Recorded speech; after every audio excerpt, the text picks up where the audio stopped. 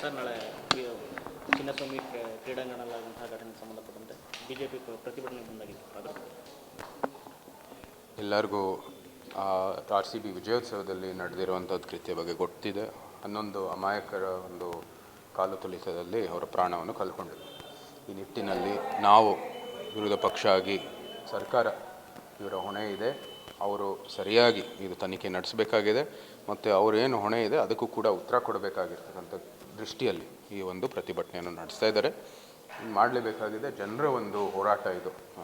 ಎಲ್ಲ ಸಮಸ್ತ ಕರ್ನಾಟಕದ ಜನತೆ ಈ ಒಂದು ಪ್ರಶ್ನೆ ಕೇಳ್ತಾ ಇದ್ದಾರೆ. ಯಾಕಂದರೆ ಎಲ್ಲರ ಮೇಲೂ ಆರೋಪ ಆಗ್ತಾ ಇದ್ದಾರೆ. ತಮ್ಮದೇ ಆದಂಥ ಒಂದು ರೆಸ್ಪಾನ್ಸಿಬಿಲಿಟಿಯನ್ನು ಅವ್ರು ಯಾವುದೇ ರೀತಿ ಅದಕ್ಕೆ ಒಂದು ತೀರ್ಮಾನ ತಗೋತಾ ಇಲ್ಲ, ಅದರ ಬಗ್ಗೆ ಒಂದು ಕ್ರಮ ತಗೋತಾ ಇಲ್ಲ. ಹೇಳಿ, ರಾಜೀನಾಮೆಗೆ ಒತ್ತಾಯ ಮಾಡ್ತಾರೆ. ತನಿಖೆ ಆಗಬೇಕಾಗಿದೆ. ಅವರು ಕೂಡ ಎಲ್ಲೋ ಆರೋಪ ಮಾಡ್ತಾ ಇದ್ದಾರೆ. ಎಲ್ಲರೂ ಒಂದು ರೀತಿ ಈ ಒಂದು ಬಹಳ ಒಂದು ಭಾವನಾತ್ಮಕ ಒಂದು ವಾತಾವರಣದಲ್ಲಿ ಎಲ್ಲರ ಮೇಲೆ ಆರೋಪಗಳು ಮಾಡ್ತಾರೆ. ನಮಗೂ ಒಂದು ಪ್ರಾಯೋಗಿಕವಾದಂಥ ಅಪ್ರೋಚ್ ಬೇಕಾಗಿದೆ. ತನಿಖೆಯನ್ನು ಮಾಡಬೇಕಾಗಿದೆ. ಸರಿಯಾದ ಒಂದು CM ಅವರ ಪ್ರಭಾವ ಇಲ್ಲದೆ ಇರುವಂಥದ್ದು ಸಂಸ್ಥೆಯಲ್ಲಿ ಅವರು ಒಂದು ಒಳ್ಳೆಯ ತನಿಖೆ ಮಾಡಬೇಕಾಗಿದೆ.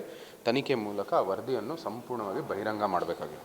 ಫುಲ್ ಟೈಮ್ಲೈನ್ ಮಾಡಬೇಕಾಗಿದೆ. ಎಲ್ಲಿ ಯಾರು ಏನು ಅನುಮತಿಗಳು ಕೇಳಿದ್ದಾರೆ, ಎಲ್ಲರಿಗೂ ಏನೋ ಈ ಒಂದು ಕಾರ್ಯಕ್ರಮ ಮಾಡೋದಕ್ಕೆ ಒಂದು ಅನುಮತಿ ಕೊಟ್ಟಿದ್ದಾರೆ, ಎಲ್ಲನೂ ಕೂಡ ಬಹಿರಂಗ ಮಾಡಲಿ. ಆವಾಗ ಸೂಕ್ತ ಸಂಸ್ಥೆಯಿಂದ ಅಥವಾ ಇದು ಏನೇನು ನಮ್ಮ ಇದ್ರ ಬಗ್ಗೆ ಕಾನೂನು ಕ್ರಮ ತಗೊಳ್ಳುವಂಥ ಸಂಸ್ಥೆ ಮೂಲಕ ಅವ್ರು ಕ್ರಮ ತಗೊಳ್ಳಿ. ಭದ್ರ ಇದೆಯೋ ಇಲ್ಲೋ ಇದು ಪ್ರಶ್ನೆ ಅಲ್ಲ. ಈ ಸಂದರ್ಭದಲ್ಲಿ ಈ ಒಂದು ಕಾಲು ತುಳಿತ ಒಂದು ಪ್ರಕರಣದಲ್ಲಿ ಸರಿಯಾದ ಒಂದು ತನಿಖೆ ಆಗಬೇಕಾಗಿದೆ. CM ಅವರ ಕುರ್ಚಿ ಅದು ಭದ್ರ ಆಗಿಲ್ಲದಿರೋ ಇಲ್ಲವಂಥದ್ದು ನೀವು ಅವರು ಕಾಂಗ್ರೆಸ್ನವ್ರಿಗೆ ಕೇಳಬೇಕಾಗಿದೆ. ಅದೇ ಜನರು ದಿಕ್ಕು ತಪ್ಪಿಸ್ಬೇಕಲ್ಲ. ಯಾವುದೋ ಒಂದು ಸುದ್ದಿ ಸೃಷ್ಟಿ ಮಾಡೋ ಮೂಲಕ ಈ ಕಾಲು ತುಳಿತ ಒಂದು ಪ್ರಕರಣವನ್ನು ಮುಚ್ಚಬೇಕಾಗಿದೆ. ಇದು ಪುನಃ ಈ ಪ್ರಕ್ರಿಯೆಯನ್ನು ಶುರು ಮಾಡೋಣ ಅಂತ ಒಂದು ಸುದ್ದಿ ಸೃಷ್ಟಿ ಮಾಡಿದ್ದಾರೆ.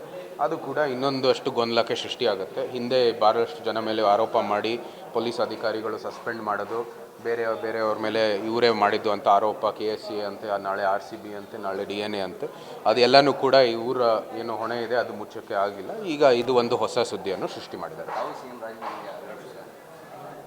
ಅವ್ರಿಗೆ ಇದರಲ್ಲಿ ಒಂದು ಪಾತ್ರ ಇದೆ, ಅದು ಭಾಳ ಸ್ಪಷ್ಟವಾಗಿದೆ. ಅವರು ತಮ್ಮದೇ ಆದಂಥ ಹೊಣೆ ಇರೋ ಕಾರಣಕ್ಕಾಗಿ ಅವರೇ ಈ ಒಂದು ತೀರ್ಮಾನಕ್ಕೆ ಬರಬೇಕಾಗುತ್ತೆ. ವೈಯಕ್ತಿಕವಾಗಿ ಟಾರ್ಗೆಟ್ ಮಾಡ್ತಾ ಇದ್ದಾರೆ ಸರ್ BJP ಅವರು CM.